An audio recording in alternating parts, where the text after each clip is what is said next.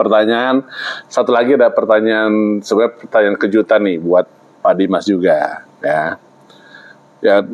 Gue mau nanya nih, sebagai seorang GM, pertama itu cara menilai kerja bawahan secara objektif. Kan kadang-kadang kita tahu ada di tempat itu ada, oh gue suka sama dia, kerjanya bagus, padahal kerja nggak maksimal. Sementara yang kita nggak suka, kita nilai bagus, kita nilai nggak bagus karena kita nggak suka, padahal kerjanya bagus gitu.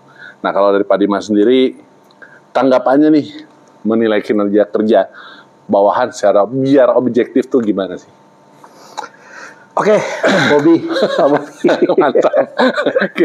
Kalau menilai kerja bawahan itu secara objektif itu adalah simple aja. Kita lihat atasannya aja. Di mana atasan itu role model.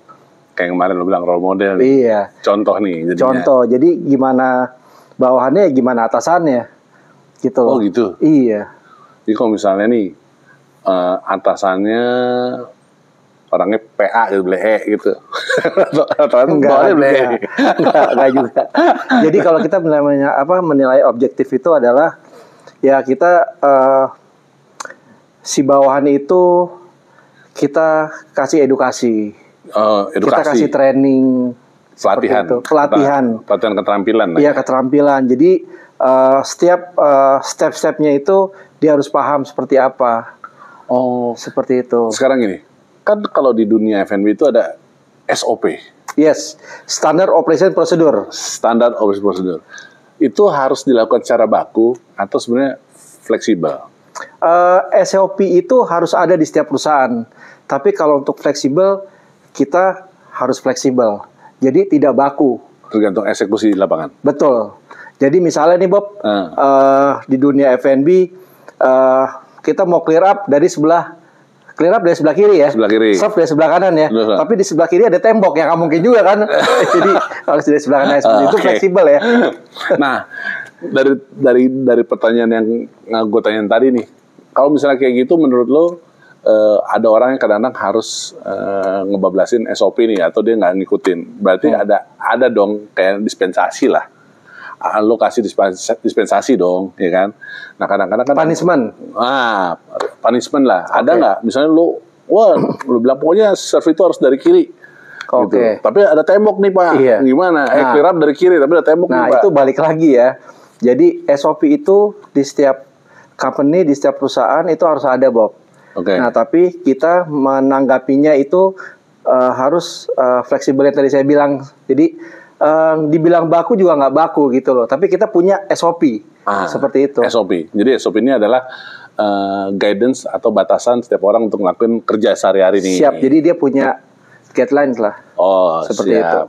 Nah, sekarang kalau dari sisi attitude, Oke. Attitude bahasa Indonesia apa ya? Sikap. Tingkah laku.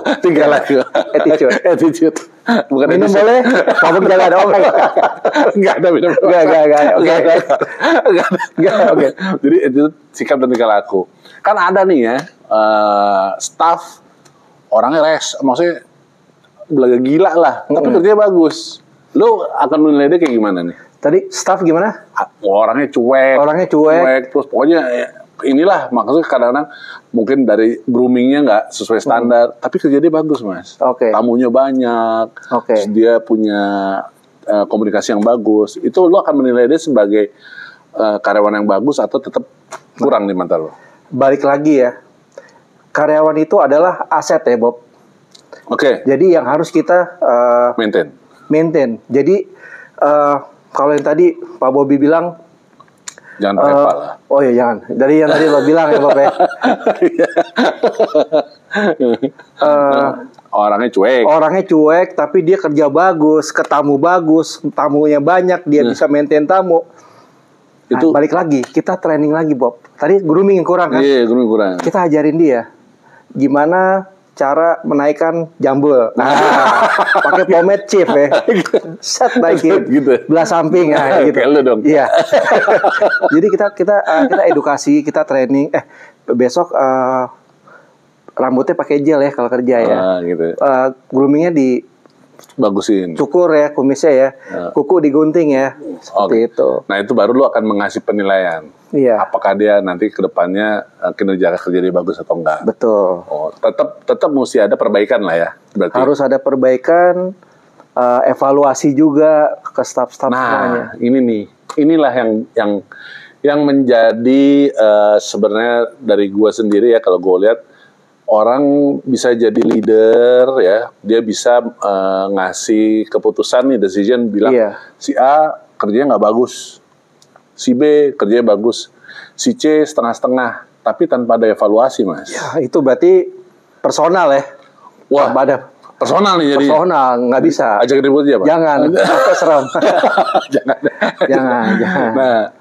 Nah ini makanya kenapa ada pertanyaan ini, karena ada dari satu teman kita di FNB, dia sebenarnya dia punya talent, ya. Dia talent yang bagus gitu. Tapi emang orangnya agak selengean, terus yang gue bilang orangnya cuek. Tapi dia punya tamu banyak, jualannya jago, upsellingnya hebat gitu. Nah dia ada evaluasi, dia dibilang tidak memenuhi kriteria lah gitu. Nah terus dia curhat sama gue bilang, yaudah nanti lah gue tanya sama ahlinya servis. Nah jadi kan lu bilang apa tadi? Evaluasi. Jadi gini, sebenarnya jadi leadership itu nggak gampang ya. Kita nggak bisa monoton, kita nggak bisa strict the rules ya. Nah. Jadi kita juga harus merangkul bawahan. Oh. Dalam arti iya. Jadi kan setiap orang tuh karakternya beda-beda. Jadi mempelajari karakter. Approach-nya. Personal touch. Personal approach ya. Oh iya, maaf. Personal approach ya. Kalau touch. Nah, jadi mungkin ada saatnya lo ngobrol sama dia itu lo sambil kopi. Oh gitu. Lo sambil ngerokok. Pakai pisang goreng ya? Singkong enak. Manis jangan lupa. Nah, jadi seperti itu. Jadi lo ada istilahnya apa ya? Ada di saat lo jadi atasan, ada di saat lo jadi teman. Ada di saat lo jadi bapak, ada di saat lo jadi abang. Seperti itu. Nah, menurut kayak orang-orang zaman sekarang ini bisa nggak sih dia mengaplikasikan kayak gitu? Dikit loh Mas gue lihat. Balik lagi ke kitanya, karena pribadi masing-masing nih. Benar, karena kita juga dari awal juga nggak seperti ini, Bob. Ya kan? Iya, kita lihat dulu supervisor kita, manajer kita, ada yang merangkul kita kan. Iya, ada yang baik, yang ngedidik, ada juga yang shit banget gitu kan. Sebenarnya kita berbuat baik sama orang itu belajar. Kita berbuat baik pada nantinya sama diri kita juga. Ini gue seneng nih statement. Gimana tadi? Kita berbuat baik kepada orang. Minum jangan. Oke. Jadi kita berbuat baik sama orang itu sebenarnya itu kita berbuat baik sama diri kita sendiri. Nah, ini lagi serius nih Bob. Oke, siap. itu poin yang gue suka ya. Iya. Maksudnya lu berbuat baik sama orang, sebenarnya itu berbuat baik sama diri kita. Betul. Ya. Nah ini dia ya pertanyaan yang kenapa para leader lu harus objektif ya. Jadi lu bukannya maksudnya lu pilih mana anak buah lu yang dekat sama lu backup. Bener dong? Betul. Anak buah yang gak deket sama lu padahal kerja bagus nggak lu backup. Iya. Bukan masalah backup lah, tapi penilaian kinerja seorang karyawan itu dari seorang leader tuh harus benar-benar objektif. Yang fungsinya tadi lo bilang untuk mendidik, betul. Ya kan, ngasih evaluasi yang bagus, iya. Bener dong, betul. Ya kan. Nah, untuk mengimplementasikan ininya sebenarnya balik lagi ke diri kita, gitu kan Mas? Betul. Bener nggak? Betul. Nah, itu dia. Tapi gini,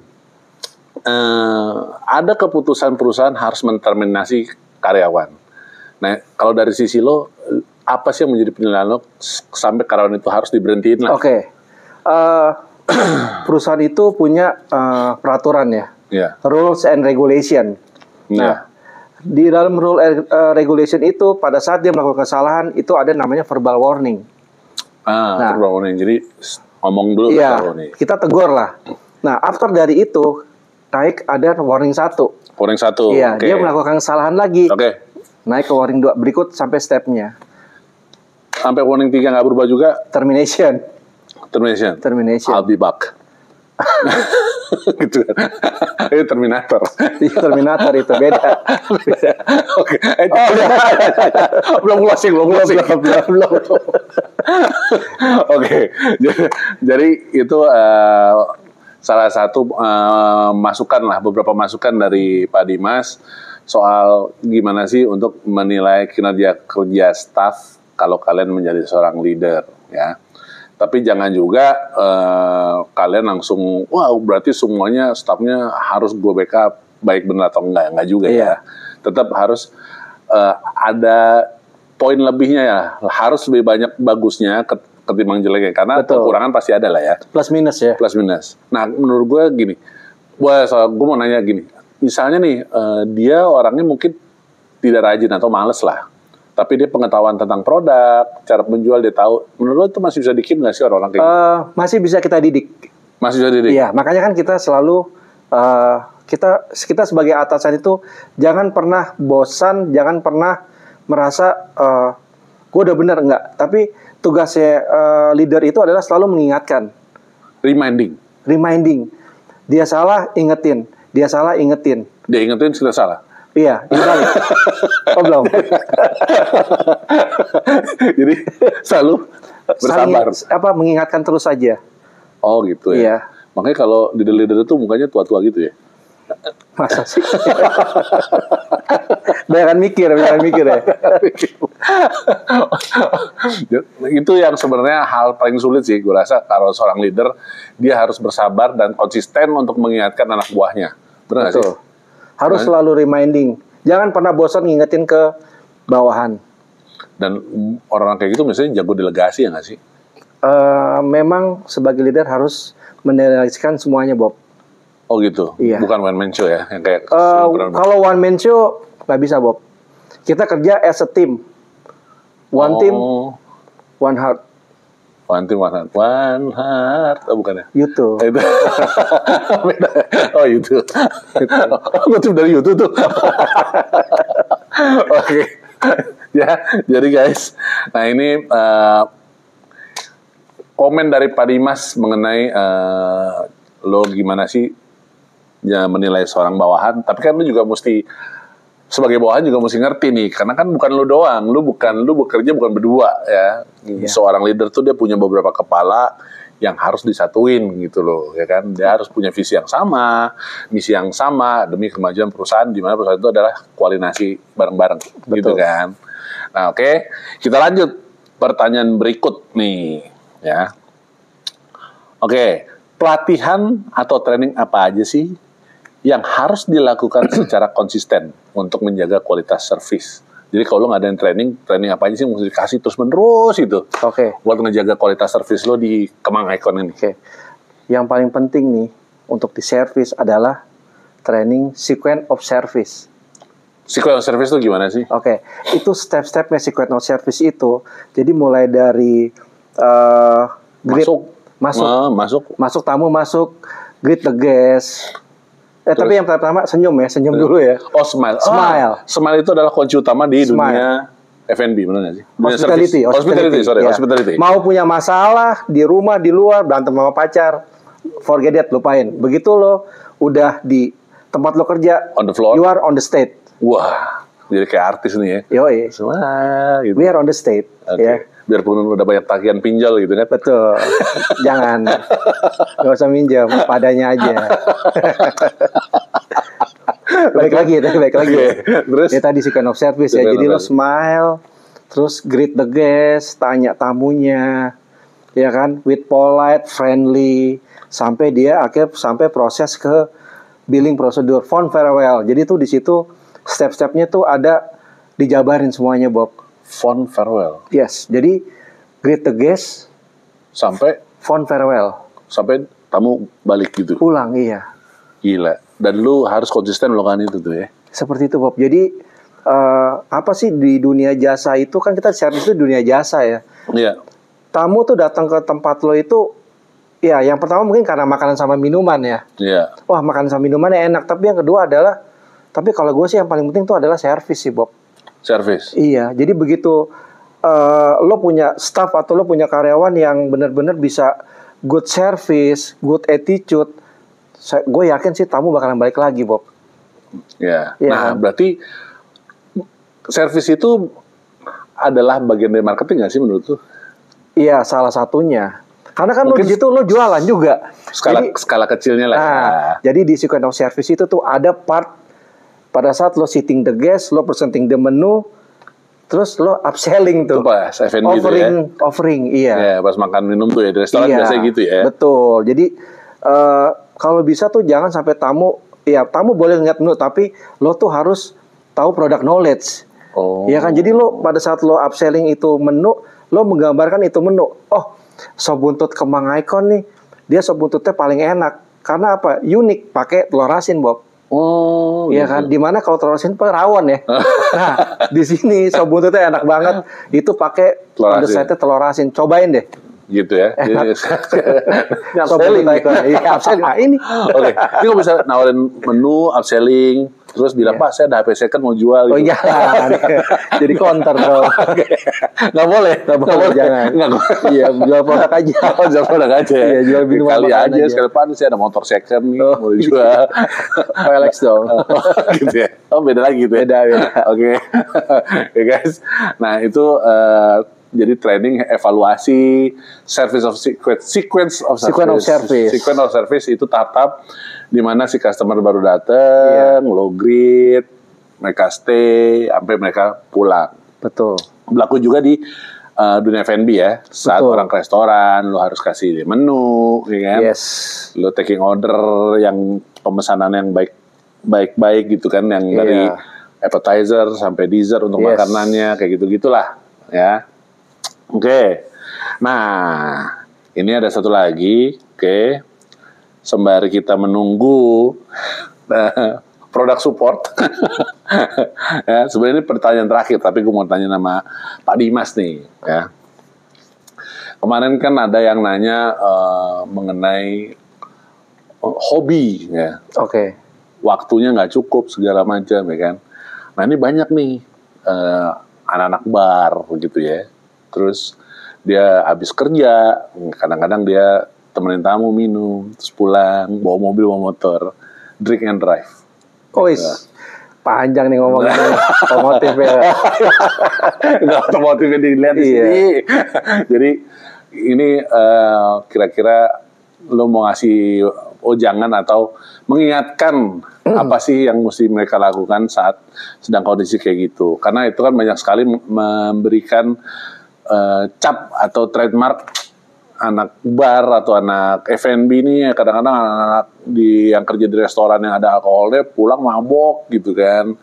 Nah, ini lo mau ngasih sekedar masukan apa nih kira-kira? Boleh. Sebenarnya mindset aja ya.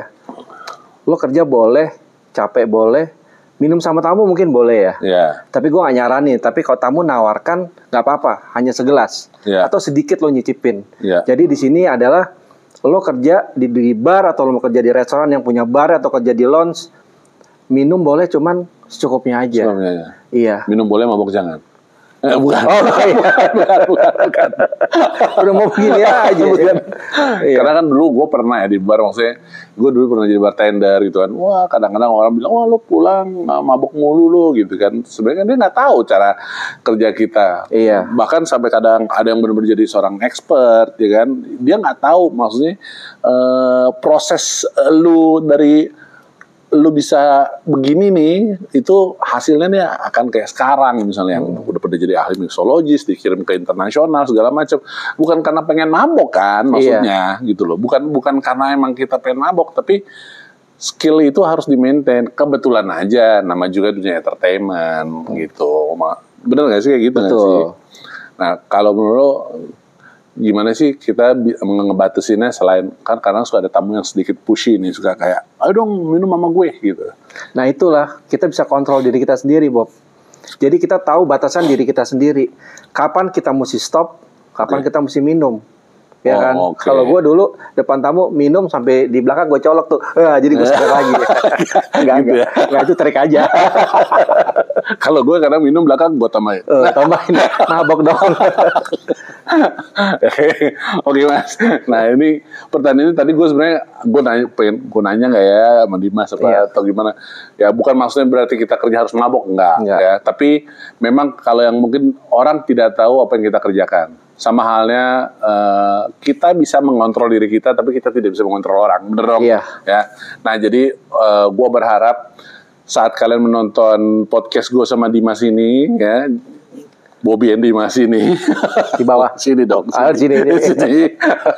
Ya, jadi kita tuh ngasih tahu bukan dari sisi negatif atau gimana, tapi paling nggak kita harus bisa mengkontrol, menjaga diri lah, ya. Baik-baik, karena emang kadang-kadang orang bisa ngeliat dari luarnya aja, tapi tidak tahu prosesnya. Ya. Don't judge the book by its cover, tapi just the book by its price. Yes. Lihat dompet dong. Ya, karena kalau mungkin bagi orang yang kerja bukan dunia F&B, kalian akan lihat, wah F&B ini kerjanya happy-happy terus. Enggak. Bukan happy terus. Stres. Ya. Karena deadline ada, achievement yang mesti dikejar ada, kita juga mesti jaga karir, ya kan? Ada target juga, ya. Kita mesti network juga mesti semakin luas. Ya. Jadi kalau kalian mau tahu, mungkin di channel YouTube atau medsos lain, kalian bisa lihat banyak expertise di bidang minuman yang udah bukan lagi istilahnya cuma lu datang bikin minum happy enggak, mereka udah bisa ngedidik orang, nge-build orang, nge-develop seorang individu yang bisa jadi karirnya lebih maju lagi, ya. Jadi please jangan suka menilai orang itu dari luar gitu. Jangan melihat anak-anak F&B, anak kafe itu nggak benar, enggak. Gua 26 tahun di dunia F&B, toh gua sampai sekarang Pak Dimas juga berlang-lang buana dari restoran, hotel, bar, karaoke, ya. Toh buktinya dia masih jadi manusia yang punya hati dan berbudi luhur. Harus yakin. Nah, itu dia. Yakin sama achievement lo. Gitu ya. Achievement Ya, lo jadi lo punya target nih. Ya. Lo harus bikin confidence badan lo. Gue ada target nih dan gue harus berhasil gitu. Bukan apa ya, bukan kayak gue pengen kelihatan keren nih gitu dong, ya kan? Kalau mau kelihatan keren lu jangan kerja di F&B lah, jadi artis. Iya, betul. Ya kan? Artis sinetron. Gitu dong. Ya, jadi itu masukan dari Pak Dimas. Ya gue juga bukan maksudnya untuk memprovokator, enggak, ya. Di channel kali ini nih, ya maksud gue ingin membahas bahwa jangan melihat sesuatu itu dari negatif, tapi lihat positifnya, ya. Karena dunia entertain itu adalah dunia yang tidak akan ada habisnya. Dari zaman dahulu sampai sekarang yang namanya entertain itu pasti ada, gitu. Tinggal kitanya aja ngontrol diri kita, gimana bawain diri kita terhadap orang lain, gitu. Betul. Kan. Oke, Dimas, kita akan lanjut ke episode berikutnya. Minum boleh? Mabok jangan. Oke.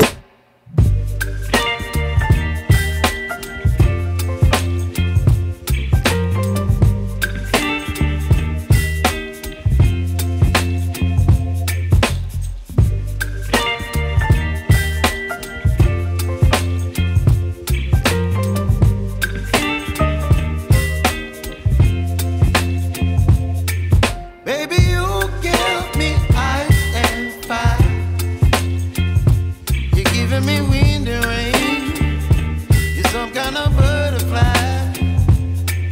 Baby, you give me midnight. You whip up my appetite. Don't leave me here.